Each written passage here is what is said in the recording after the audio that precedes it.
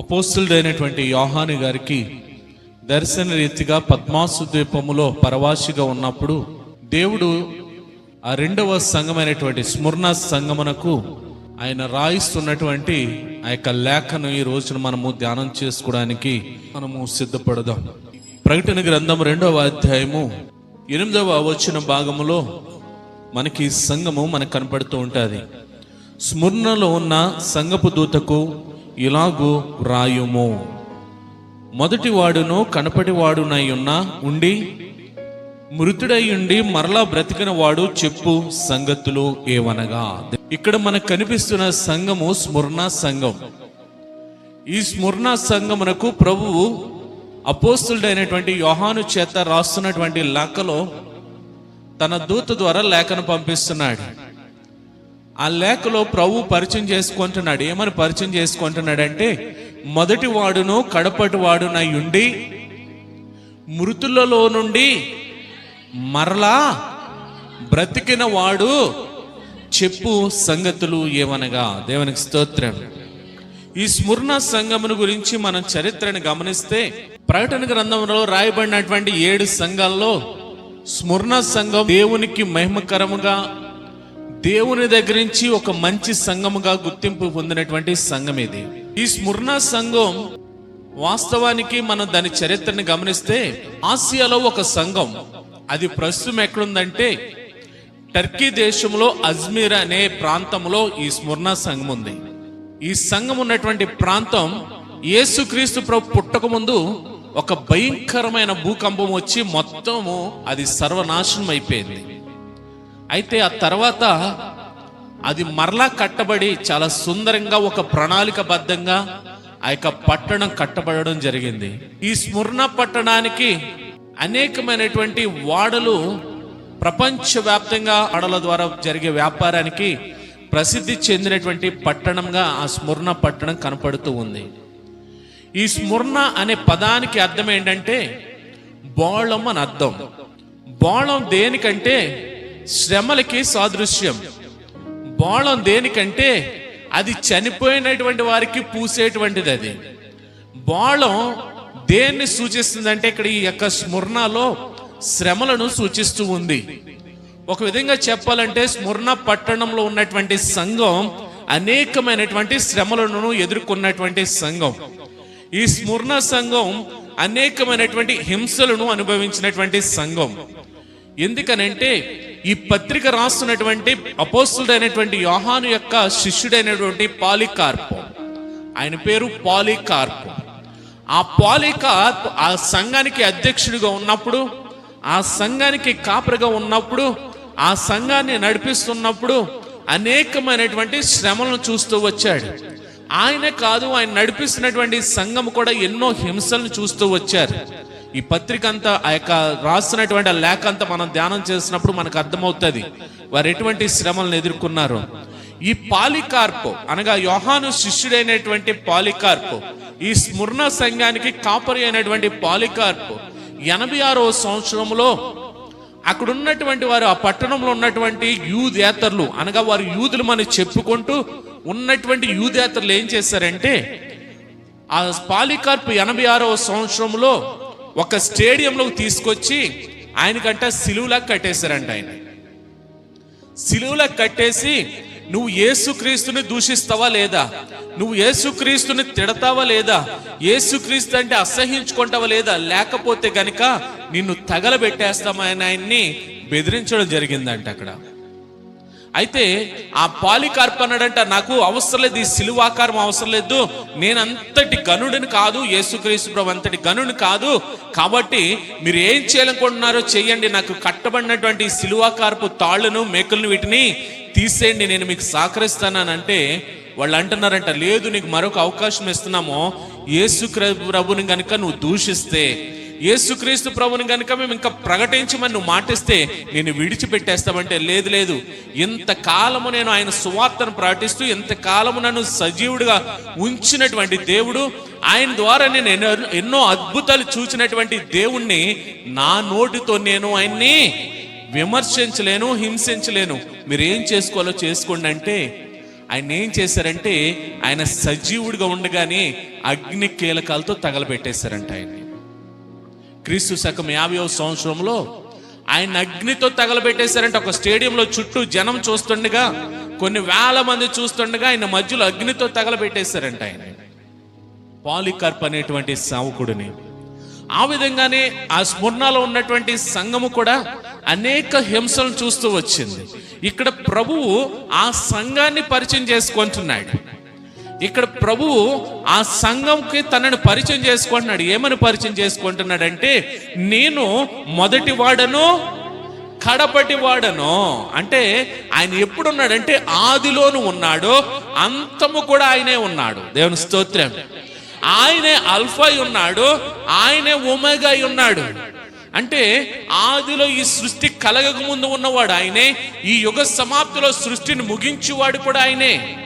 అంటే సృష్టి అంతా ఎవరి స్వాధీనం ఉందంటే, ఈ సృష్టి క్రమం అంతా ఎవరి స్వాధీనంలో ఉందంటే, ఈ సృష్టిలో ఉన్నటువంటి ప్రాణులు ఎవరి స్వాధీనంలో ఉన్నారంటే, ఈ సృష్టిలో ఉన్నటువంటి జీవం ఎవరి స్వాధీనంలో ఉందంటే, ఈ మొదటి వాడును కడపటి వాడును అయినటువంటి ప్రభు చేతిలో ఉంది. ప్రభు చేతిలో ఉంది. ఇక్కడ స్మరణ సంఘం శ్రమల్లో ఉంది. స్మరణ సంఘం హింసను ఎదుర్కొంటుంది. అటువంటి హింసను ఎదుర్కొంటూ అటువంటి శ్రమలను అనుభవిస్తున్నటువంటి సంఘానికి దేవుడు ఒక ఆదరణకరమైన మాటలు పలుకుతున్నాడు. ఇదిగో నేనే మొదటి వాడను, నేనే కడపటి వాడను, చనిపోయిన వాడు నేనే, మృతుడనైతిని నేనే, మరలా నేను తిరిగి బ్రతికి ఉన్నాను. దేవునికి స్తోత్రం. అంటే నేను చనిపోయాను, సమాధి చేయబడ్డాను, మరల మరణాన్ని జయించి నేను తిరిగి లేచిన వాడినైనా నేను మీకు రాస్తున్నాను. లోకంలో మనిషి భయపడేది దేనికో తెలుసా? అప్పులకు భయపడ్డు, అనారోగ్యానికి భయపడ్డు, అతిగా మనం భయపడి అతిగా మనం ఆలోచించేది ఏదైనా ఉందంటే మరణానికే భయపడతాం. మనం మరణం వస్తుంది, రేపే మనం మరణం అనుకున్నాం అనుకోండి, మనిషి ముందే చనిపోతాడంటే. ఎందుకంటే మనిషి అతిగా భయపడే దేనికంటే మరణం గురించే. ఇక్కడ హింసలో ఉన్నటువంటి ఈ స్మరణ సంఘం వారు శిక్షను అనుభవిస్తున్నారు. ఆ శిక్ష ఎలా ఉండేదంటే, రోమా ప్రభుత్వ హయాంలో మనకి ఇప్పుడు శిక్షలు వేస్తారనుకోండి, సంవత్సరం జైలు శిక్ష అంటారు, లేదా 2 సంవత్సరాలు 3 సంవత్సరాలు 5 సంవత్సరాలు శిక్షలు అనిపిస్తున్న వాళ్ళకి ఎలా ఉంటదంటే, చక్కగా గదిలో పెడతారు, టైం టు టైం భోజనం పెడతారు, ఇంకొంచెం వాళ్ళు ఇన్ఫ్లుయెన్స్ కలగాలంటే అన్ని సదుపాయాలు కూడా వాళ్ళకి వస్తూ ఉంటాయి. కానీ ఈ రోమా సైనికులు, ఈ రోమా ప్రభుత్వము వేసేటువంటి శిక్ష ఎలాగుండేదంటే, ఒక్కసారి శిక్ష పడితే మనిషి మరలా బయటికి రావాలంటే అతడు చచ్చిపోతేనే బయటకు రావాలి. చావును చూడకుండా బయటకు రావడానికి ఆ శిక్ష అనుమతించదు. రోమా ప్రభుత్వం ఇక్కడ స్మరణ సంఘాన్ని అట్టి శిక్షలు పాలు చేస్తుంది, అటువంటి హింసలు పాలు చేస్తుంది. దేన్ని బట్టి అంటే క్రీస్తును బట్టి. దేవుని స్తోత్రం. క్రీస్తును బట్టి, క్రీస్తు సువార్తను ప్రకటించడాన్ని బట్టి, క్రీస్తు ప్రభువుని విశ్వసించడాన్ని బట్టి ఈ రోమా ప్రభుత్వము ఇక్కడ ఏం చేస్తుందంటే ఈ స్మరణ సంఘాన్ని హింసిస్తూ ఉంది. ఈ స్మరణ పట్టణాన్ని చుట్టూ కొండలు ఉంటాయంట. ఆ కొండలను బట్టి సిటీకి ఉన్నటువంటి మరో పేరు ఏంటంటే ది క్రౌన్ సిటీ అంటారు. అంటే కిరీటం వంటి పట్టణం అంటే ఇది. హల్లెలూయా. కిరీటం వంటి పట్టణం అంట. ఈ పట్టణము అతిగా ప్రసిద్ధి చెందింది దేనికంటే పూల తోటలు ఎక్కువ అంట. అక్కడ పూల తోటలు ఎక్కువ ఉన్నటువంటి పట్టణం. అంతేకాదు ఈ పట్టణము చాలా అందమైన పట్టణం, వ్యాపార కేంద్రమైనటువంటి పట్టణం, జన సాంద్రత ఎక్కువ కలిగినటువంటి పట్టణం. ఇంకా చెప్పాలంటే అతి ముఖ్యంగా ఆ పట్టణంలో అర్తిమై దేవి కూడా చాలా ఫేమస్ అంట. అక్కడ ఆ ప్రపంచవ్యాప్తంగా ప్రఖ్యాతి పొందినటువంటి దేవాలయం ఎఫెసు పట్టణంలోనే ఉంది. అలాగే ఇక్కడ స్మరణ పట్టణంలో కూడా అర్తిమై దేవి యొక్క టెంపుల్ ఫేమస్ అయినటువంటిదంట. అంతేకాదు ఆ పట్టణంలో కూడా నాటకశాల ఉందంట, అలాగే సంగీతశాల కూడా అక్కడ ఉందంట. అంటే సంగీతం అప్పటి నుంచే ఉంది. దేవుని స్తోత్రం. ఆ పట్టణం చాలా ప్రాచుర్యమైనది, ఆ పట్టణం చాలా ప్రాముఖ్యమైనది. అయితే అక్కడ క్రీస్తుని ఎరిగినటువంటి సంఘము, క్రీస్తుని విశ్వసించబడినటువంటి సంఘం ఏం చూస్తుందంటే శ్రమలను చూస్తుంది. అక్కడ ఈరోజు ఈ శ్రమలను బట్టి ఈ భాగం మనకేమవ్వాలంటే మన అనుభవిస్తున్న శ్రమలో అసలు శ్రమలే కాదని ఆదరణించేటువంటి పత్రిక. హల్లెలూయా. మనం అనుభవిస్తున్నటువంటి శ్రమలు ఈ సంఘంతో పోల్చుకుంటే అసలు శ్రమలే కాదు. మనమంటాం క్రైస్తవ విశ్వాసులం అని అంటాం. మనం ఎలా విశ్వాసులం అయ్యామంటే ఆదివారం రోజు చర్చికి వెళ్ళి దేవుని ఆరాధిస్తాం, దేవుని వాక్యాన్ని వింటాం, దేవుని కానుకిస్తాం కాబట్టి మేము క్రైస్తవ విశ్వాసులం అని అంటాం. మనకంటే ఎక్కువ చేస్తున్నారు వీళ్ళు స్మరణ సంఘ సభ్యులు. వాళ్ళు ఎల్లప్పుడూ కూడా దేవుని కోసమే, దేవుని మహిమ కొరకుమే జీవించేటువంటి వారు దానికి తగినటువంటి శ్రమలను ఎదుర్కొంటున్నారంట. ఇక్కడ వీళ్ళు చెప్పే మాట ఏంటంటే విశ్వాసులు అని చెప్పుకోవడం కాదంట, వాక్యానుసారమైనటువంటి విశ్వాసాన్ని మనం కనుపరచాలంట. మనం విశ్వాసాన్ని చెప్పుకోవడం కాదంట, మనం వాక్యానుసారమైనటువంటి విశ్వాసాన్ని మనం కనుపరచాలంట. అట్టి కనుపరిచినటువంటి సంఘం ఏదైనా ఉందంటే ఈ స్మరణ సంఘమే. దేవునికి స్తోత్రం. ఈ స్మరణ సంఘం అటువంటి విశ్వాసాన్ని కనుపరుస్తూ ఆ విశ్వాసం కొరకు ఆ శ్రమల్లో కూడా ధైర్యంగా నిలబడిన సంఘం ఇది. దేవునికి స్తోత్రం. హల్లెలూయా. చూడండి ఇక్కడ ఏమంటున్నాడంటే, ప్రభువు మొదటి వాడును కడపటి వాడునై ఉండి మృతుడనైతిని మరలా బ్రతికిన వాడు చెప్పు సంగతులు ఏమనగా. దేవునికి స్తోత్రం. ఎఫెసీ సంఘానికి ఏమని పరిచయం చేసుకున్నాడో గుర్తుందా మీకు? 7 నక్షత్రములు తన కుడి చేత పట్టుకుని 7 దీపస్తంభముల మధ్య సంచరించుచున్నవాడు చెప్పు సంగతులు ఏమనగాని ఎఫెసీ సంఘాన్ని పరిచయం చేసుకున్నాడు. ఈ 7 సంఘాలకి 7 రకాలుగా పరిచయం చేసుకుంటూ ఉంటాడు ప్రభు. 7 ఆత్మలను చేత పట్టుకుని 7 దీప స్తంభాల మధ్యన సంచరిస్తున్న వాడు చెప్పు సంగతులు ఏమనగాని ఎఫెసీ సంఘానికి పరిచయం చేసుకుంటే, ఇక్కడ స్మరణ సంఘానికి ఎలా పరిచయం చేసుకోండి అంటే, మొదటి వాడును కనబడి వాడునై ఉండి మృతుడునై మరలా బ్రతికిన వాడు చెప్పు సంగతులు ఏమనగా. దేవునికి స్తోత్రం. యేసుక్రీస్తు ప్రభు సజీవుడైనటువంటి దేవుడు. యేసుక్రీస్తు ప్రభు మరణము కూడా బంధించలేనటువంటి దేవుడు. యేసుక్రీస్తు ప్రభు మరణాన్ని గెలిచి విజయాన్ని పొందినటువంటి దేవుడు.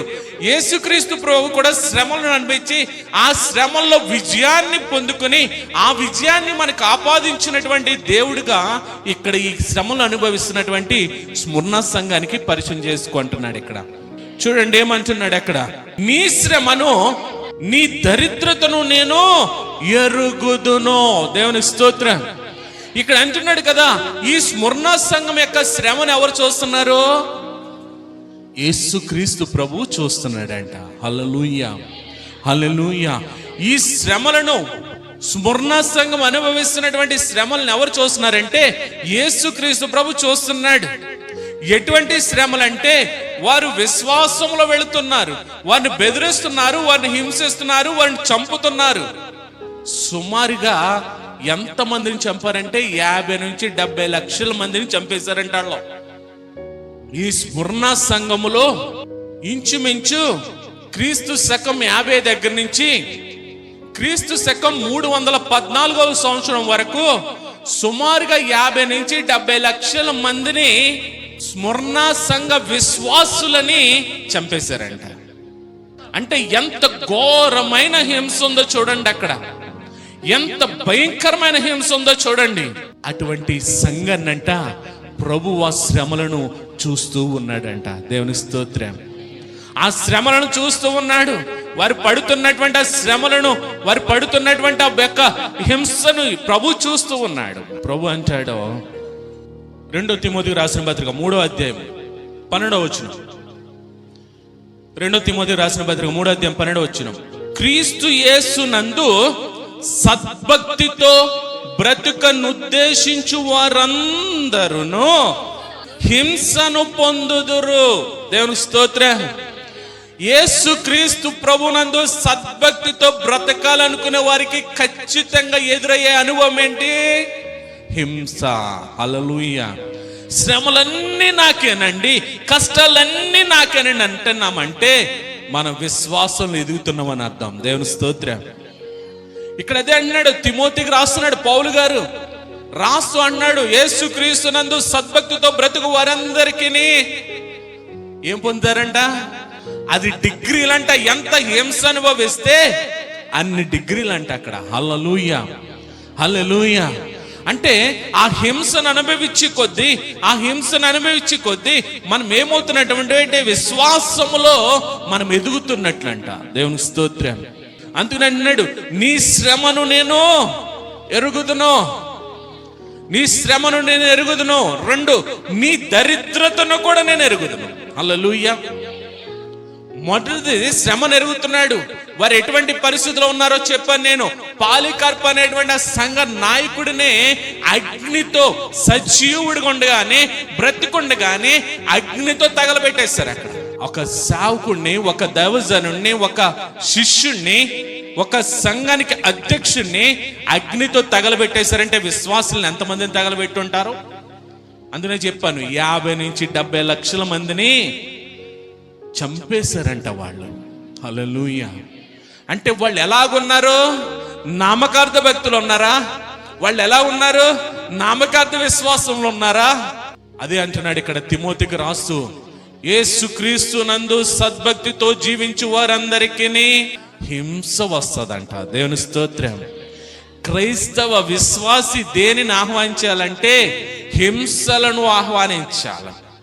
క్రైస్తవ విశ్వాసి దేన్ని ఆహ్వానించాలంటే శ్రమలను ఆహ్వానించాలి. హల్లెలూయా.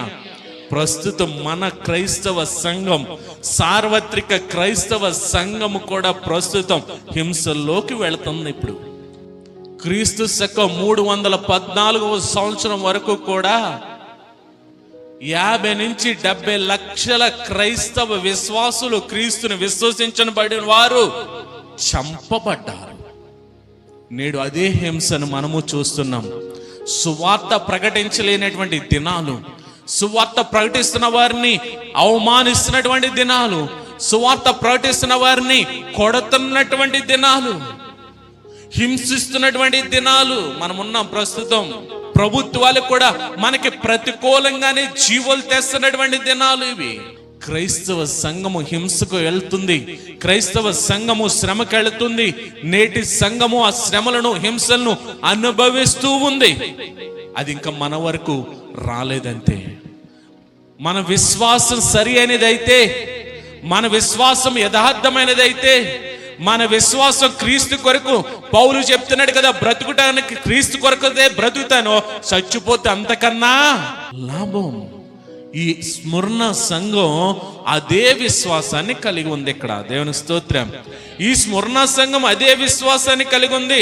ఆ విశ్వాసాన్ని కలిగి ఉంది కాబట్టి సుమారుగా 50 లక్షల నుంచి 70 లక్షల మంది క్రీస్తు కొరకు హతసాక్షులైపోయారు. క్రీస్తు కొరకు చావడానికైనా సిద్ధపడ్డారు. చూడండి, ఫిలిప్పీ పత్రికలో పౌలు గారు అంటాడు, ఫిలిప్పీ పత్రిక 3వ అధ్యాయం 8వ వచనం కాడి నుంచి చూద్దాం. ఇక్కడ పౌలు ఏం మాట్లాడతాడంటే విశ్వాసం గురించి మాట్లాడతాడు, నీతిని గురించి మాట్లాడతాడు, ఏమి సంపాదించుకోవాలో మాట్లాడుతూ ఉంటాడు. ఇక్కడ చూడండి ఏమంటున్నాడు, నా ప్రభువైన యేసు క్రీస్తుని గూర్చిన అతి శ్రేష్టమైన జ్ఞానము నిమిత్తమై, యేసు క్రీస్తుని గూర్చిన జ్ఞానము నిమిత్తమై సమస్తమును, ఈ లోకంలో పెట్టే ఆశలు వేస్ట్, ఈ లోక కోరికలు వేస్ట్, ఈ లోకంలో మనకి ఎవరు కూడా కలిసినారు, వీళ్ళందరూ వేస్ట్ అనుకున్నాడంట.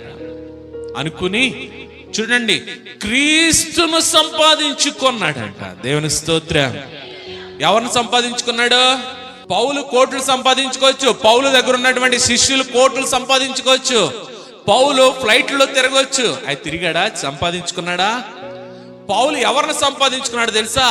క్రీస్తును సంపాదించుకున్నాడు. దేవుని స్తోత్రం. ఎంతమంది ధారంగా చెప్పగలం నేను క్రీస్తుని సంపాదించుకున్నానని? మనం ఏమంటే తెలుసా, కుటుంబంలో అన్ని శోధనలండి, అన్ని శ్రమలండి. శోధనలో శ్రమలు అంటున్నామంటే మనం క్రీస్తుని సంపాదించుకోలేదు. ఈ సంఘానికి పరిచయం చేసుకున్నాడు ఎందుకో తెలుసా? మృతుడనైతిని కానీ మరలా బ్రతికాడంట. దేవుని స్తోత్రం. అన్నిటికంటే భయంకరమైన శ్రమ ఏంటంటే మరణమే. ఆ మరణమైనటువంటి శ్రమను కూడా ప్రభు ఏం చేశాడంటే విజయం పొందుకుని వచ్చాడంట. దేవుని స్తోత్రం. అటువంటి శ్రమను కూడా ఎదుర్కొని విజయం పొందుకుని వచ్చినటువంటి ప్రభుని మనం సంపాదించుకుంటే ఈ లోకంలో శ్రమలే కాదు, మరణము కూడా మనల్ని ఏమీ చేయలేదంట. ఆ 50 లక్షల మందో లేదా 70 లక్షల మందో హతసాక్షులైన వారు క్రీస్తు కొరకు హతసాక్షులైన వారు ఇప్పుడు ఎలాగుంటారో ఒక్కసారి ఆలోచించండి. క్రీస్తు కొరకు చనిపోవడం అంటాడు కదా, నా నిమిత్తము హింసింపబడి వారు ధన్యులు. దేవుని స్తోత్రం. అదే అంటారు, ఖచ్చితంగా నన్ను విశ్వసిస్తే గనుక నా నిమిత్తం మీరు హింసించబడతారు. యేసయ్యే స్వయంగా చెప్పాడు, నా నిమిత్తం మీరు హింసించబడతారు. ఎవరి గురించి చెప్పాడు? విశ్వసిస్తున్న మన కొరకే చెప్పాడు. మనం ఏమంటాం? శ్రమలు వచ్చేస్తున్నాయండి, కష్టాలు ఉన్నాయండి, మా ఇంట్లో అన్ని బాధలేనండి. అవి ఉన్నాయంటే మనం విశ్వాసంలో ఎదుగుతున్నామని అర్థం.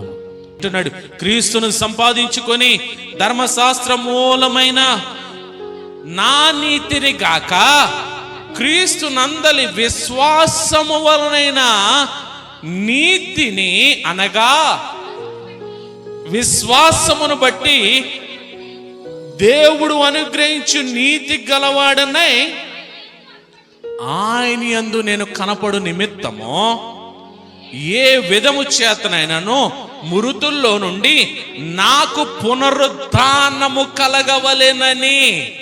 ఎవరు చెప్తున్నారు ఈ మాట? పౌలు గారు చెప్తున్నారు.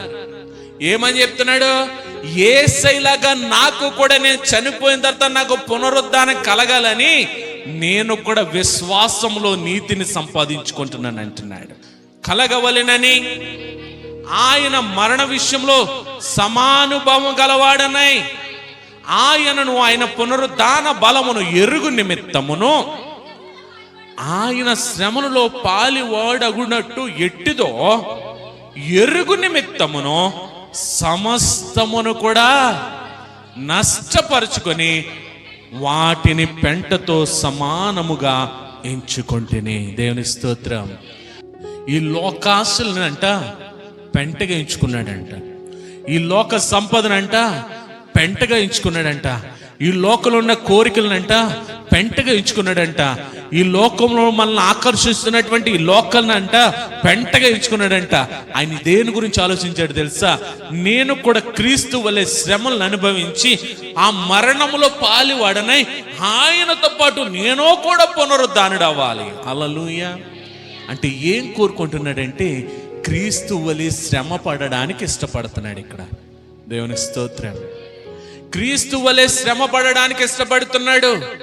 అందుకనే ఇక్కడ చూడండి, ఈ సంఘము ఏమంటున్నాడంటే నీ దారిద్ర్యత నేను ఎరుగుదును.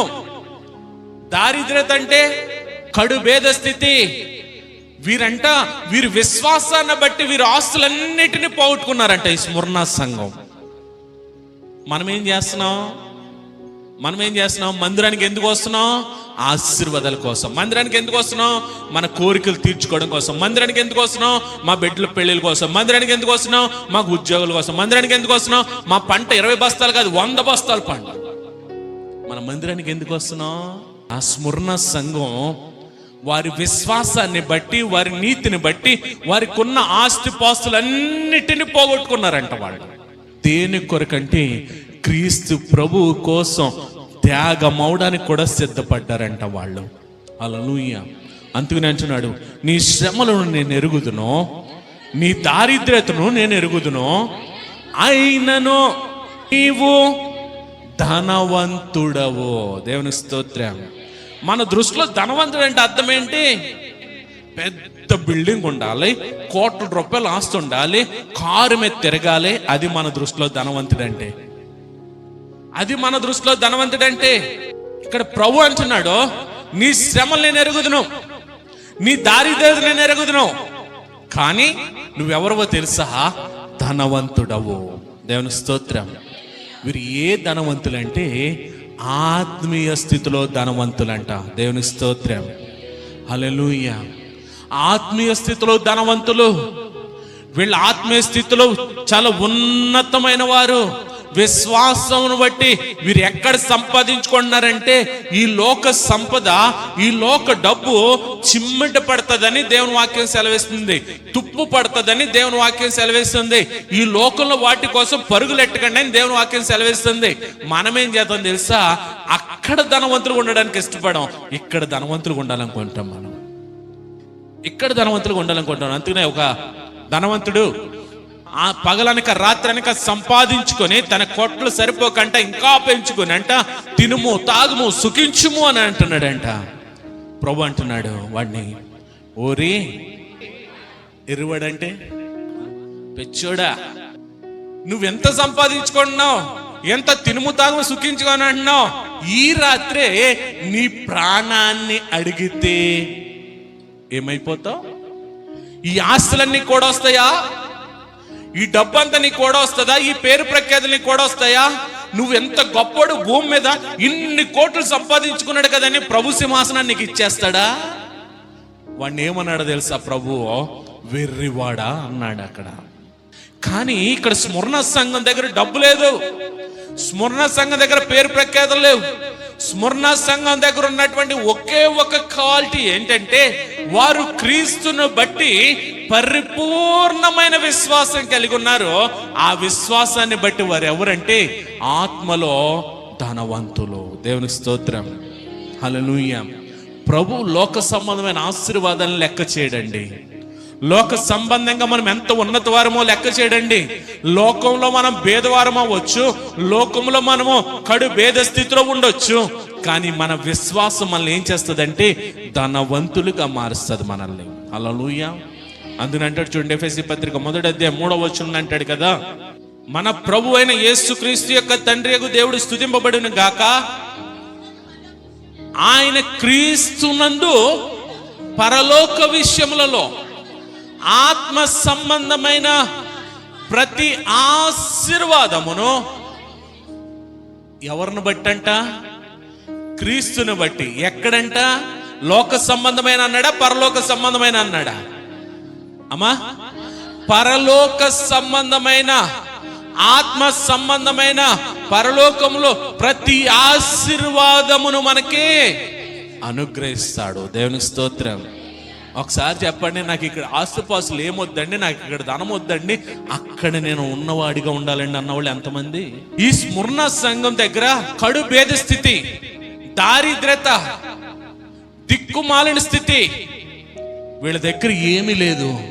వీళ్ళు అనుకుంటున్నారు ప్రభు మమ్మల్ని ఆశీర్వదించు, లేదంటే నాకు ఇన్ని కోట్లు ఇయ్యి, ఇన్ని ఇళ్ళు ఇయ్యి అని అడగట్లేదు. వాళ్ళు ఏం కోరుకుంటున్నారు తెలుసా? క్రీస్తు కోసం మేము ఏదైనా అవడానికి సిద్ధం, క్రీస్తు కోసం హతసాక్షులు అవడానికైనా మేము సిద్ధం. అది వారి యొక్క నినాదం. అందును బట్టి అంటున్నాడు, నీ శ్రమను ఎరుగుదును, నీ దారిద్ర్యతను ఎరుగుదును, అయినను నీవు ధనవంతుడవే. దేవునికి స్తోత్రం.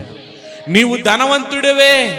ఇక్కడ ఇంకో సంఘం ఉంటుంది. ఆ సంఘం ఏమంటుంది చూడండి, లవోదికీయ సంఘం 3వ అధ్యాయం 17వ వచనంలో, నీవు దౌర్భాగ్యుడవో, దిక్కుమాలినోడవో, దరిద్రుడవో, గుడ్డివాడవో, దిగంబరుడు అయి ఉన్నావని ఎరుగక. ఎలా చెప్పుకుంటుందంటే, నేను ధనవంతుడను, నేను ధనాన్ని వృద్ధి చేసి ఉన్నాను, నాకేమీ కొదవలేదు. మనం కూడా అంటూ ఉంటాం కదా, ఒక్కడ దగ్గరికి వెళ్ళి చేయి చాచాల్సిన పని లేదండి, దేవుడు అన్నీ ఇచ్చేసాడు అంటాం. అదే పెద్ద అహంకారం. దేవుడు ఒకటి దగ్గరికి వెళ్ళి చేయి చాచొద్దని నీకు అన్నీ ఇచ్చేలా, దేవునికి మహిమకరంగా జీవించడం కొరకు నేను ఆశీర్వదిస్తాడంతే దేవుడు. దేవునికి స్తోత్రం. ఈ సంఘం కూడా అలాగే చెప్పుకుంటుందంట, లవోదికీయ సంఘం. దరిద్రుడంట, దీనుడంట, దిక్కుమాలుడంట, ఇవన్నీ ఉన్నాయి, గుడ్డోడంట, అన్నీ ఉన్నాయి. అంటే ఆత్మీయ స్థితి జీరో. ఆ పైన అంటాడు కదా, ఎలా ఉందంటే ఈ లవోదికీయ సంఘం, వెచ్చగైనను చల్లగైనను లేక నులువెచ్చగా ఉందంట. అందుకు దేవుడు ఏం చేస్తున్నాడంటే దాని ముఖం మీద ఉమ్మేస్తున్నాడు. ఈ స్మరణ సంఘం అది ఆ విధంగా అహంకార బుద్ధి లేనటువంటి సంఘం. ఆ సంఘము గర్వించినటువంటి సంఘం కాదు ఇది. ఈ సంఘము క్రీస్తు కొరకు హతసాక్షులు అవడానికైనా అక్కడున్న ప్రతికూల పరిస్థితులు కూడా క్రీస్తు సంఘము ధైర్యంగా నిలబడుతుందంట అక్కడ. దేవుని స్తోత్రం. ప్రకటన గ్రంథంలో రాయబడినటువంటి 7 సంఘాల్లో 2 సంఘాలు దేవుని మెప్పును పొందాయి. అందులో ఒకటి స్మరణ సంఘం అయితే, రెండోది ఫిలదెల్ఫియా సంఘం, లవోదికీయ పైన ఉంటుంది. స్మరణ సంఘం, రెండవది ఫిలదెల్ఫియా సంఘం. ఈ రెండే దేవుడు ఆశించినటువంటి గుణాలను కలిగి ఉందంట. దేవుడు ఆశించినటువంటి విశ్వాసాన్ని కలిగి ఉన్నాయంట. దేవుడు ఆశించినటువంటి నీతి జీవితాన్ని కలిగి ఉన్నాయంట. ఈ రోజున 7 సంఘాల్లో 2 సంఘాలే మనకు అక్కడ కనపడుతున్నాయి. ఈరోజు ఆ సంఘాలను గనక పరిశీలిస్తే మన సంఘం కనపడుతుందా? మన సంఘం కనపడుతుందా?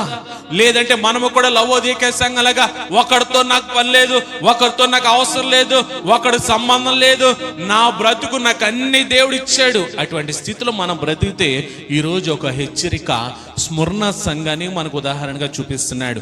ఈ స్మరణ సంఘం విశ్వాసంలో బలపడుతుంది, నీతిలో బలపడుతుంది, ప్రభు కోసం బ్రతుకుతుంది, ప్రభు కోసం హతసాక్షి అవడానికన్నా సిద్ధపడి ప్రభు కోసమే చూస్తుంది, కానీ లోక సంబంధంగా చూడట్లేదు ఈ సంఘం. అందుకని అంటున్నాడు, చూడండి ఇంకేమంటున్నాడు, తాము యూదులమని చెప్పుకొనుచు యూదులు కాక సాతాను సమాజం వల్ల నీకు కలుగు దోషణను నేను ఎరుగుదును. దేవునికి స్తోత్రం. ఇక్కడ ఒక జాతి కనబడుతుంది. వీళ్ళు ఎవరంటే యూదులమని చెప్పుకుంటున్నారంటే, మనం ఎవరు అని చెప్పుకుంటున్నాం? మనలాంటి బ్యాచ్ వాళ్ళు కూడా. వీళ్ళు ధర్మశాస్త్రాన్ని కానీ దేవుని వాక్యాన్ని కానీ వీళ్ళెవరు ఇక్కడ ఉన్న బ్యాచ్? వీళ్ళకి అసలు పాత బంధన అంటే ఏంటో తెలియదంటే ఈ బ్యాచ్కి ఇక్కడ యూదులమని చెప్పుకుంటున్న వారికి. యూదులకి ప్రాధాన్యత గ్రంథం ఏంటంటే పాత బంధన గ్రంథం. కానీ ఇక్కడున్న వారికి ఆ గ్రంథం తెలియదు, అందులో ఉన్నటువంటి ప్రవచనాలు తెలియదు, అందులో మనిషి కుమారుడు రాకడ గురించి ఉన్నటువంటి ప్రవచనాలు నేను ఎప్పుడూ చదవలేదు వీళ్ళు. కానీ వీళ్ళు ఏం చేస్తున్నారంటే మేము యూదులము అని చెప్పుకుంటున్నారు. అంటే వాళ్ళు ఏం లేదంటే భక్తి లేదు, వాళ్ళు ఏం లేదంటే భయం లేదు, వాళ్ళు ఏం లేదంటే విశ్వాసం లేదు, వాళ్ళదంతా ఏంటంటే ఆచార భక్తి. వాళ్ళకి దేవుని వాక్యం తెలియదు, దేవుడు అంటే లెక్కలేదు, దేవునికి భయపడేవారు కాదు.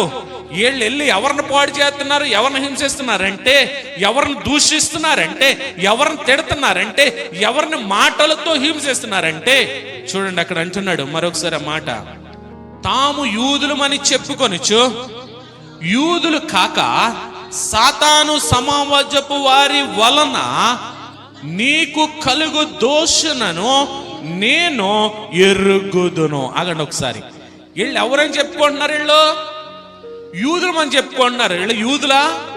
కాదు, యూదులమని చెప్పుకుంటున్నారు. ఇప్పుడు వీళ్ళు క్రైస్తవులు అని చెప్పుకుంటున్నారు. వీళ్ళ క్రైస్తవులా? కాదు. ఎందుకంటే వాళ్ళకి వాక్యం తెలీదు, వీళ్ళకి వాక్యం తెలీదు.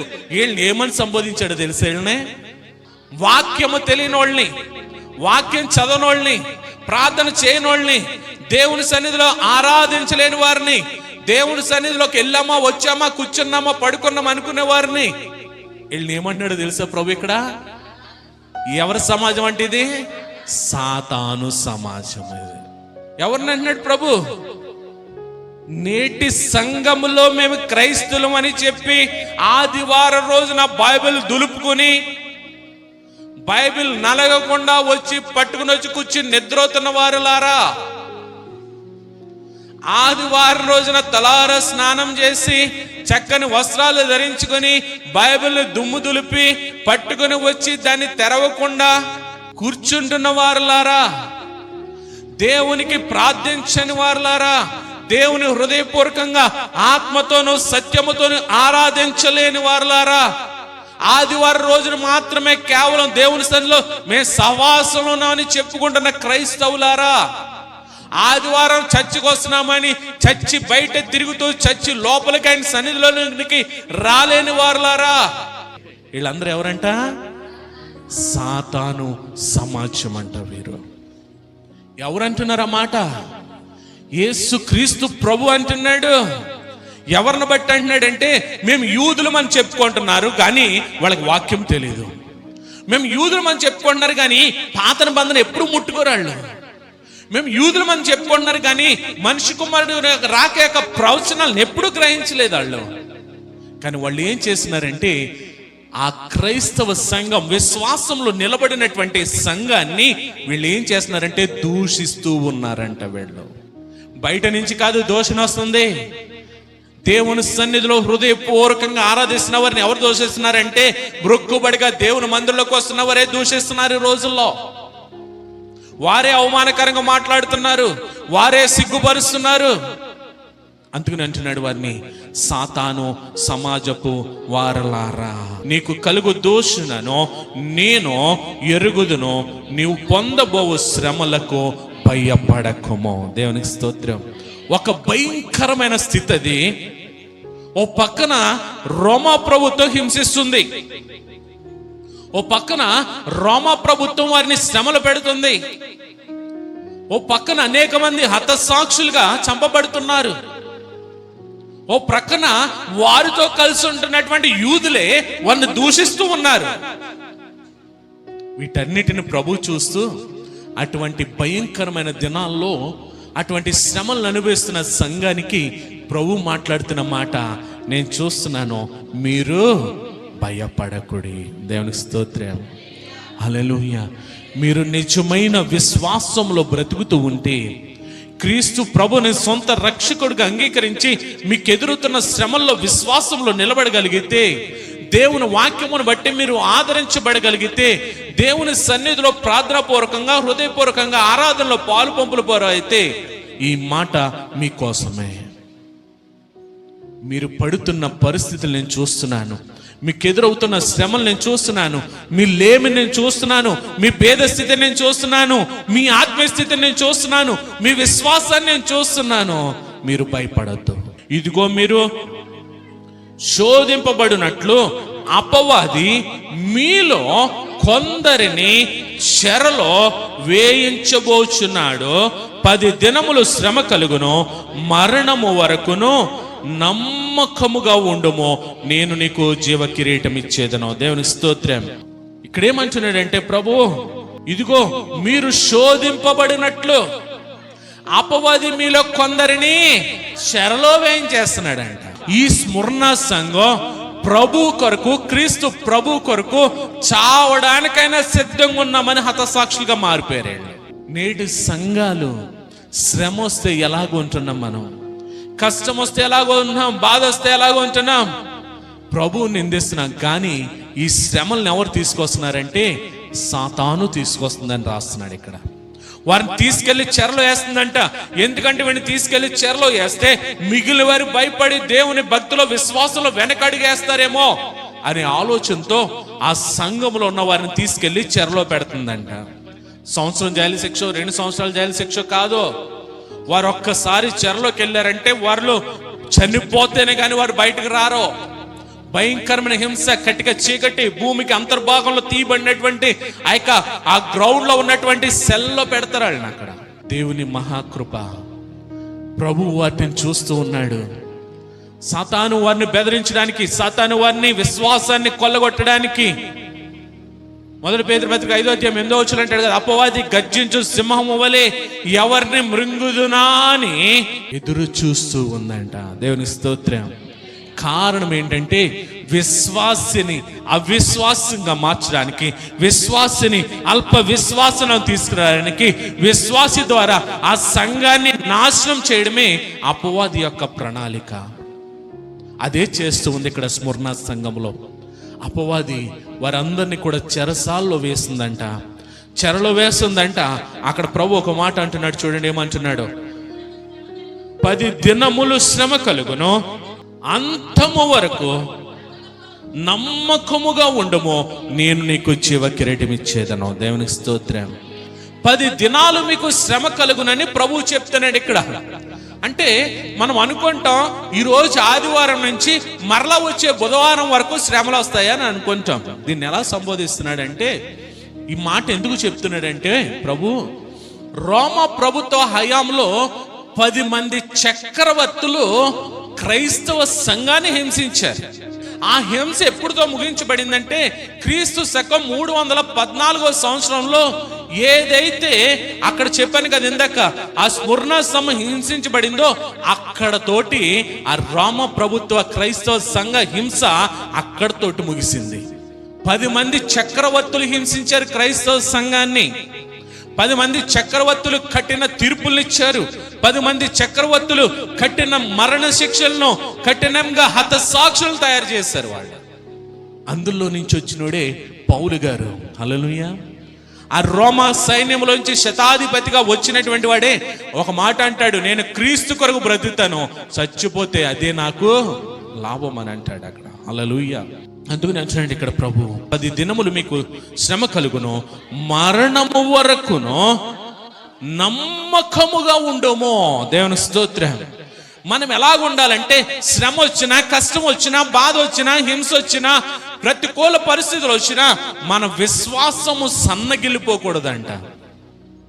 దేనినైనా ఎదుర్కోవాలంట. నేడు క్రైస్తవ సంఘము ఎదుర్కొంటున్న పరిస్థితులు, బైబిల్ పట్టుకుంటే హింసిస్తున్నటువంటి రాష్ట్రాలు ఉన్నాయి మన దేశంలో. శ్రమలు స్టార్ట్ అవుతున్నాయి, హింస ప్రారంభమవుతుంది. ఆల్రెడీ ప్రారంభమైన ఉన్నాయి, ఆల్రెడీ ఆ హింసను అనుభవిస్తున్న సంఘాలు ఉన్నాయి. మనం ఇప్పుడే మొదలు పెడుతున్నాం. ఈ హింసలో, ఈ శ్రమల్లో మనం ఎలా నిలబడతాం? ప్రభు అంటున్నాడు, మరణము వరకు నమ్మకముగా ఉండుము. దేవుని స్తోత్రం. మరణం వరకు నమ్మకంగా ఉండాలంట మనం. ఆ మరణం వరకు మనం నమ్మకంగా ఉండగలిగితే ప్రభువు మనకేమిస్తానంటున్నాడంటే ఒక రివార్డ్ ఇస్తాడంట. హల్లెలూయా. ఏంటి ఆ రివార్డ్ అంటే చూడండి, అక్కడ అంటున్నాడు కదా, నేను మీకు జీవ కిరీటం ఇచ్చేదను. హల్లెలూయా. జీవ కిరీటం. ఈ జీవ కిరీటం అంటే రాజులు పెట్టుకునే బంగారు కిరీటం కాదు. బంగారానికి కొన్ని రోజులు మెరుపు ఉంటుంది, కొన్ని రోజుల తర్వాత పోద్ది. బంగారం కొన్ని సంవత్సరాలకి అది తరుగుద్ది, బంగారం కొన్ని సంవత్సరాలకి తన మెరుపు తగ్గిద్ది. కానీ ప్రభు ఇచ్చేటువంటి ఈ జీవ కిరీటము ఎల్లప్పుడూ కూడా శాశ్వత కాలం ఉండేదంట. దేవుని స్తోత్రం. ఆ జీవ కిరీటం ఎప్పుడో తెలుసా? ఈ శ్రమల్లోనూ హింసలోనూ మనం నమ్మకముగా ఉంటే, విశ్వాసంలో తగ్గక విశ్వాసంలో ఇంకా మనం అదే స్టాండర్డ్ లో మనం నిలబడగలిగితే ప్రభు మనకి జీవ కిరీటాన్ని ఇస్తానంటున్నాడు. దేవుని స్తోత్రం. అందులో చూడండి, యాకోబు పత్రిక 1వ అధ్యాయం 12వ వచనంలో అంటాడు, శోధన సహించువాడు ధన్యుడు, అతడు శోధనకు నిలిచిన వాడై ప్రభువు తాను ప్రేమించిన వారికి వాగ్దానము చేసిన ఏ కిరీటం అంటది? ఎప్పుడంటది? శోధనలో, ఆ శ్రమల్లో, ఆ హింసలో మనం నిలబడగలిగితే ఏమిస్తాడంట? వాగ్దానం చేస్తాడంట ప్రభు. ఆ వాగ్దానం చేయబడిన జీవ కిరీటాన్ని మనం పొందుకుంటామంట. దేవునికి స్తోత్రం. ఆ వాగ్దానం ఎక్కడ నెరవేరుస్తున్నాడంటే స్మరణ సంఘానికి అది విశ్వాసంలో పడిపోకుండా, విశ్వాసంలో వెనకడిగేయకుండా, విశ్వాసంలో హతసాక్షి అవడానికైనా సిద్ధమని నిలబడినటువంటి సంఘానికి ఈరోజు దేవుడు వాగ్దానం ఇస్తున్నాడు. నీ శ్రమలు నేను చూచాను, నీ దారిద్రతను చూచాను, నీ విశ్వాసాన్ని చూచాను, కాబట్టి మరణం వరకు నమ్మకం ఉండు, నీకు జీవ కిరీటేస్తున్నాను అంటున్నాడు. సంఘములతో ఆత్మ చెబుతున్న మాట చెవు గలవాడు వినును గాక. హల్లెలూయా. సంఘముతో ఎవరు చెప్తున్నారు ఈ మాటలో? నేటి సంఘానికి, నేడు మన సంఘానికి, నేడు సార్వత్రిక సంఘానికి, నేడు క్రైస్తవ సంఘానికి దేవుని ఆత్మ చెబుతున్న మాటలు. ఎంతమంది ఉన్నారు చెవి గలవారు? దేవుని స్తోత్రం. సంఘములతో ఆత్మ చెబుతున్న మాట చెవి గలవాడు వినును గాక. సంఘములతో ఆత్మ చెబుతున్న మాట చెవి గలవాడు. ఇప్పుడు ఈ మాట ఎవరు చెప్తున్నారు మీకు? దేవుడు చెప్తున్నాడు. విన్నారా ఇప్పటి వరకు చెప్పిన మాటలో? శ్రమలు వస్తున్నాయి, ఎలా ఉండాలి? కష్టాలు వస్తున్నాయి, ఎలా ఉండాలి? హింస వస్తుంది, ఎలాగుండాలి? మాకు ఏమొద్దండి, లోకంలో మాకే చాలా సాటిస్ఫాక్షన్ ఉంది. రోజు పనికి వెళ్తే డబ్బులు వస్తున్నాయి, మేము ఎంజాయ్ చేయగలనుకుంటే చేస్తున్నాము, మేము ఏది చేయాలనుకుంటే చేస్తున్నాము, ఏది తినాలనుకుంటే తింటున్నాము, ఏం కట్టుకోవాలంటే కట్టుకుంటున్నాము, మా లైఫ్ హ్యాపీగా ఉంది. ఇక్కడ వరకు హ్యాపీగానే ఉంటుంది. కానీ ప్రభు మధ్యలో మాట అన్నాడే, మరణము వరకు నమ్మకముగా ఉండుము. ఆ నమ్మకత్వాన్ని కోల్పోతే ఆ మరణము తర్వాత పునరుద్ధానంలోనికి వెళ్ళలేము, మరణము తర్వాత ప్రభు సింహాసనం ఎద్దకు వెళ్ళలేము. ఆ నమ్మకం లేకపోతే మరణము తర్వాత, పునరుద్ధానం తర్వాత ప్రభు ఇచ్చేటువంటి జీవ కిరీటాన్ని మనము పొందుకోలేము అని అంటున్నాడు. చూడండి, చెవి గలవాడు వినును గాక. జయించువాడు రెండవ మరణము వలన ఏ హాని చెందడో. దేవునికి స్తోత్రం. ఇక్కడ ప్రాముఖ్యమైన మాట మాట్లాడుతున్నాడు. ఈ స్మరణ సంఘం ఈ రోజు ఒక మనకి ప్రతినిధిగా ప్రభు ఒక మాట మాట్లాడుతున్నాడు. ఏ మాట అంటే, జయించువాడు రెండవ మరణమునకు ఏ హాని చెందడు. ఇప్పుడు మనం విశ్వాసంలో నిలబడి, శ్రమల్లో నిలబడి, కష్టాల్లో నిలబడి, సాక్షులు అవడానికైనా సిద్ధపడి, విశ్వాసంలో సన్నగిల్లి పోకుండా విశ్వాసంలో బలపడుతూ మన ప్రభు కొరకు నిలబడి నమ్మకంగా జీవిస్తే మనల్ని ప్రభు ఎక్కడ ఉంచుతానంటున్నాడంటే, జయించు వారిగా ఉంచుతానంటున్నాడు మనల్ని. హల్లెలూయా. దానివల్ల లాభం ఏంటండి? వాడు చూపించాడు, జీవ కిరీటాన్ని ఇస్తానంటున్నాడు. మరి రెండోది ఏంటండి లాభం అంటే, అంటున్నాడు కదా, రెండవ మరణము వలన ఏ హాని ఉండదంటే. ఏంటండి రెండవ మరణం అంటే? చూడండి, ప్రకటన గ్రంథం 20 అధ్యాయము 11వ వచనం.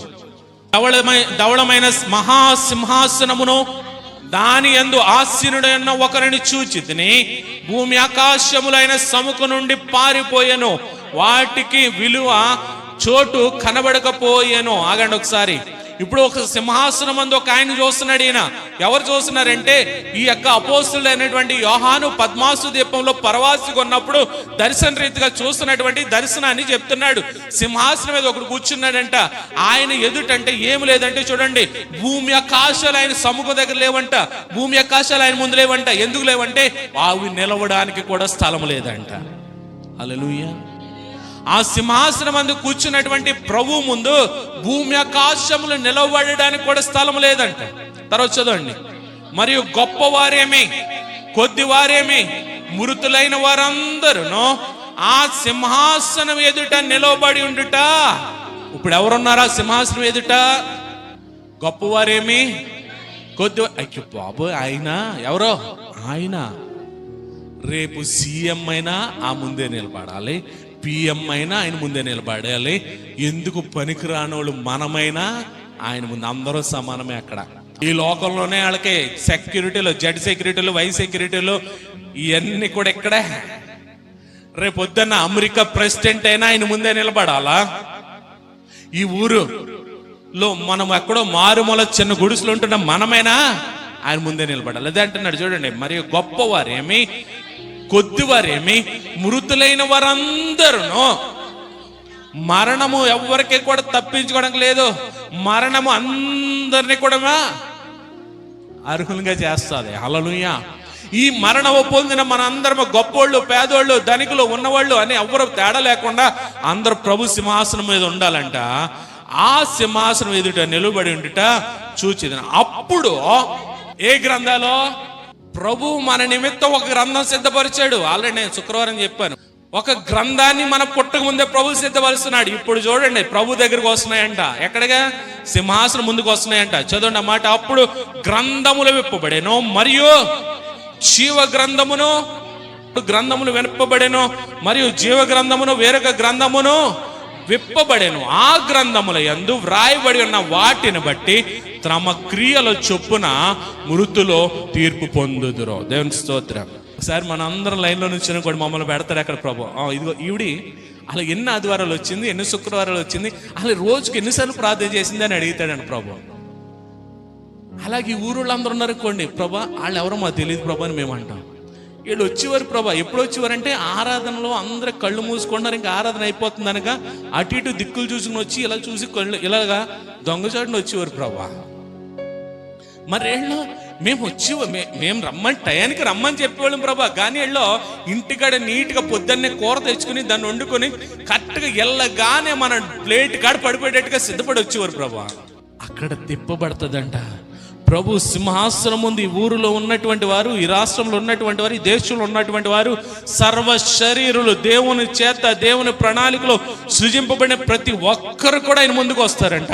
అప్పుడు జీవ గ్రంథమును వేరొక గ్రంథమును విప్పబడి ఒక్కొక్కరి నిమిత్తము తీర్పు తీర్చబడుతుందంట. దేవుని స్తోత్రం.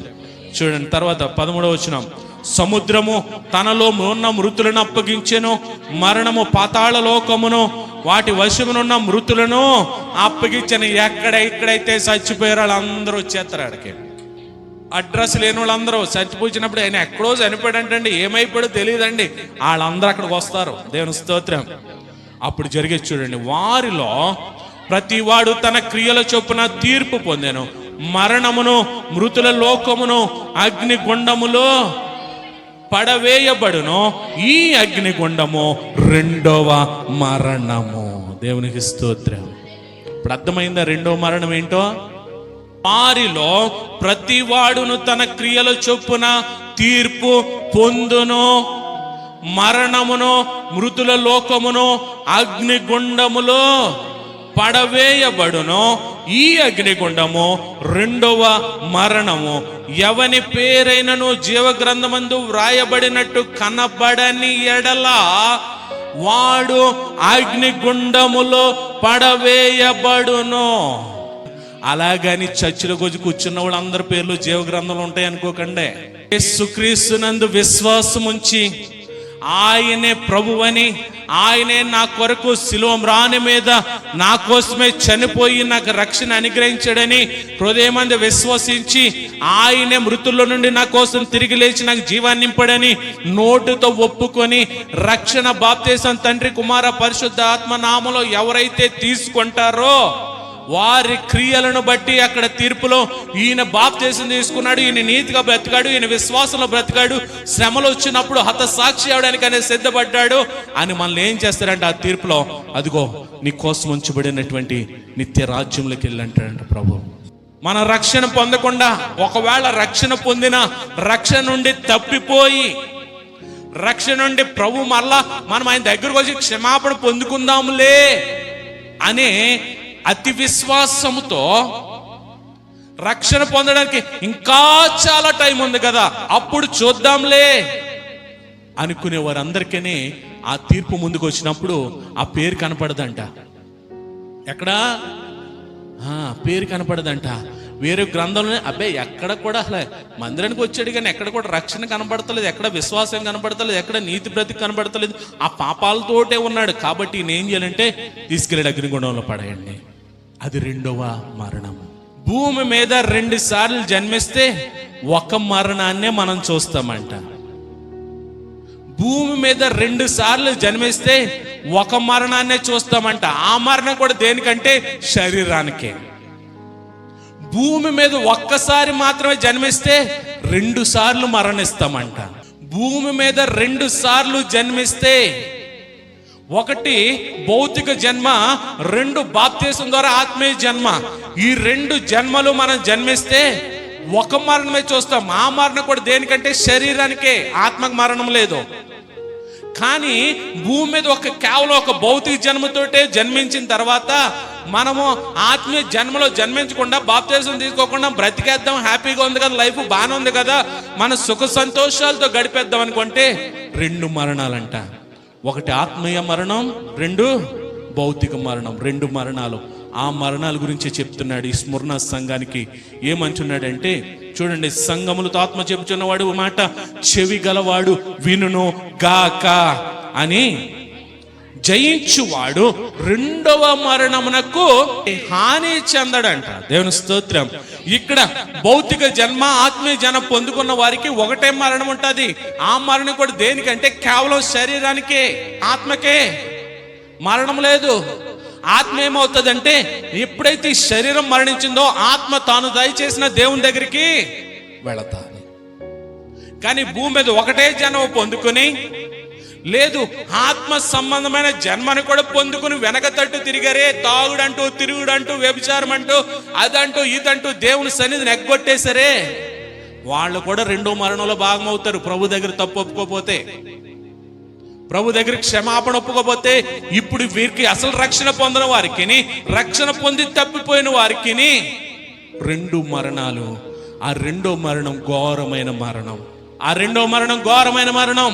ఎక్కడ మరణం అంటే ఇక్కడ చెప్తున్నాడు చూడండి, ఏమంటున్నాడంటే వారిలో ప్రతి వాడును తన క్రియలు చొప్పున తీర్పు పొందిన మరణమును మృతుల లోకమును అగ్నిగుండములో పడవేయబడును. ఈ అగ్నిగుండము 2వ మరణం. అగ్ని ఆరదు, ఆత్మ చావదు. ఆ అగ్నిలో ఏం చేస్తూ ఉంటాయంటే కేకలు వేయడమే. ఈ స్మరణ సంఘం ద్వారా ఈరోజు నేడు మన సంఘాన్ని ప్రభు హెచ్చరిస్తున్నాడు. మనము లోక సంబంధమైన ఆచారాలతో, లోక సంబంధమైన కట్టుబాట్లతో, లోక సంబంధంగానే బ్రతికేయాలని, ఆనందించాలి, సంతోషించాలని, హ్యాపీగా ఇదే బాగుంది అనుకుంటే ఇది అశాశ్వతమైనది, ఇది శాశ్వతమైనది కాదు. లేదు, నేను ప్రభు కొరకు బ్రతకాలి, ప్రభు కొరకు వచ్చే హింసనైనా శ్రమనైనా నేను ఎదుర్కోవాలి, నేను హత సాక్షినైనా పర్వాలేదు అని నువ్వు ఎదురు నిలబడితే ప్రభు అంటున్నాడు, ఈ రోజున నువ్వు భయపడకు. ఎందుకంటే మృతుడనైతిని గాని నేను మరణాన్ని జయించి నేను తిరిగి లేచి విజయం పొందాను, ఆ విజయాన్ని నీకు ఇస్తాను. కాబట్టి నువ్వు శ్రమలో విజయం పొందుతావు, హింసలో విజయం పొందుతావు, నువ్వు హతసాక్షివైనా సరే నీ ఫలము పరలోకములో అధికమవుతుంది అని అంటున్నాడు ఆయన. దేవునికి స్తోత్రం. నేడు మన సంఘంతో ప్రభు మాట్లాడుతున్నాడు.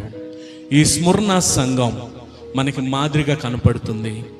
స్మరణ సంఘం ప్రభు మెచ్చిన సంఘం.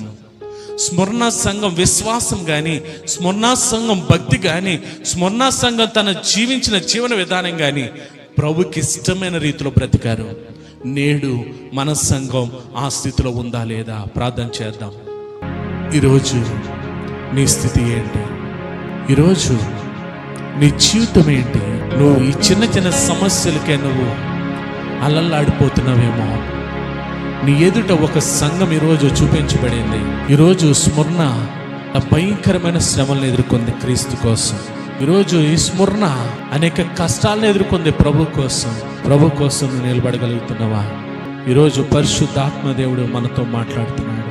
ప్రభు అంటున్నాడు, ఆ శ్రమల్లో, ఆ కష్టాల్లో, ఆ హింసలో ప్రభు నీకు ఆదరణ మాట పలుకుతున్నాడు. భయపడొద్దు, మరణాన్నే జయించాను నేను. నీ శ్రమలను జయించడం నీకు పెద్ద కష్టం కాదు. ఒకవేళ నువ్వు శ్రమల్లో ఉంటే, కష్టాల్లో ఉంటే ప్రభు నీకు ఆదరణ కలిగిస్తున్నాడు. మరణపు ముళ్ళును విరిచి మరణాన్నే జయించి పునరుద్ధానుడైన వాడు నీ శ్రమలకి జయాన్ని ఇవ్వడం పెద్ద కష్టం కాదు. నీ శ్రమల్లో ఆయన నిన్ను గెలిపించడం పెద్ద కష్టం కాదు. ఆయన మరణాన్ని విజయం పొంది ఆ విజయాన్ని మనకు ఆపాదించాడు. మరణము వద్ద విజయాన్ని పొందాలని అంతటి విజయాన్ని ఇచ్చినటువంటి ప్రభువే శ్రమల్లో, కష్టాల్లో, హింసల్లో ఆ తోడు ఉండి విజయాన్ని అనుగ్రహించలేడా? ప్రభు అంటున్నాడు, నువ్వు లోక సంబంధంగా వెనకడుగేస్తున్నావేమో, విశ్వాసంలో వెనకడుగేస్తున్నావేమో. ఈరోజు ఆ తీర్పులో మనం ఉంటే, విశ్వాసంలో వెనకడిగేస్తే మనము కృంగిపోయినట్లే. కాబట్టి ప్రభు మాట్లాడుతున్నాడు, మరణము వరకు నమ్మకముగా ఉండుము, నేను నీకు జీవ కిరీటం ఇస్తానంటున్నాడు.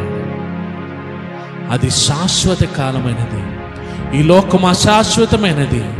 శాశ్వత కాలం ఉండేటువంటి ప్రభు రాజ్యంలో శాశ్వతమైన కిరీటముతో ఆయన సింహాసనం ముందు మనల్ని నిలబెట్టుకుంటాడంట ప్రభు. రెండో మరణం మనల్ని ఏలుబడి చేయదు. రెండో మరణం ఏ హాని చేయకుండా ఉండాలంటే మనం ఈ భూమి మీద విశ్వాసంలో నమ్మకంగా ఉండాలి. ఈ స్మరణ సంఘం అలాగుంది కాబట్టి ప్రభు మెచ్చుకుంటున్నాడు ఆ సంఘాన్ని. నేడు మన సంఘాన్ని, మనల్ని ప్రభు మెచ్చుకునే స్థితిలో, అట్టి విశ్వాసంలో, అట్టి భక్తిలో మనం ఉండగలుగుతున్నామా? నేడు పరీక్షించుకొని మార్పు చెందాల్సినటువంటి సమయం ఇది. ఎందుకంటే సిలువ ధ్యానాల ద్వారా సిలువను గూర్చిన వార్త, సిలువ శ్రమలను జ్ఞాపం చేసుకుంటున్నటువంటి మనం. ప్రభు అంటాడు, నన్ను వెంబడించువాడు తనకు తాను ఉపేక్షించుకొని తను సిలువనెత్తుకుని నన్ను వెంబడించాలని అంటున్నాడు. ఆ సిలువ శ్రమలను మనం వెంబడించిన రోజునే ప్రభు సింహాసనం ముందు జీవ కిరీటంతో నిలబడగలం. కాబట్టి పరిశుద్ధాత్మ దేవుడు మనతో మాట్లాడిన రీతిగా ప్రభు సన్నిధిలో మనం అడుగుదాం. ప్రభా, నీ వాక్యము సెలవిస్తుంది యోహాను సువార్త 3:24, నా మాట విని నన్ను పంపిన వాని యందు విశ్వాసం ఉంచువాడు నిత్య జీవం గలవాడని అంటున్నాం. వాడు తీర్పులోనికి రాక మరణంలో నుండి జీవంలోనికి దాటి ఉన్నాడని మీతో నిత్యముగా చెప్తున్నాను అంటున్నాం. ప్రభు, నీ మాట విన్నాం, నీ మాట విన్నాం, విశ్వసించాం, నీ మాట ప్రకారం జీవించాలనుకుంటున్నాం. మమ్మల్ని తీర్పులోనికి రాక ఆ జీవంలోనికి దాటించి ఆ జీవ కిరీటం పొందుకొని శ్రమల్లోను, శోధనలోను, హింసలోను, ఆదలోను నన్ను యందు పరిపూర్ణమైన నమ్మికతో జీవించే కృప స్మరణ సంఘము ద్వారా ఉదాహరణగా మాకు చూపించావు. ఆ రీతిగా తండ్రి మా సంఘమును కూడా తండ్రి మీరు మెచ్చుకోలుగా మేము విశ్వాసంలో బ్రతికే కృప మా అందరికీ దయచేయమని ఈ వాక్యము ద్వారా తండ్రి మా జీవితాన్ని సరిచేసుకోవడానికి, నీ సిలువనెత్తుకుని నిన్ను వెంబడించడానికి, మమ్మల్ని మేము ఉపేక్షించుకోవడానికి, నీ పైనే ఆధారపడగలడానికి నీ కృప మా పైనుంచి మహిమ పొందుమని యేసు నామములో ప్రార్థిస్తున్నాం తండ్రి. ఆమేన్.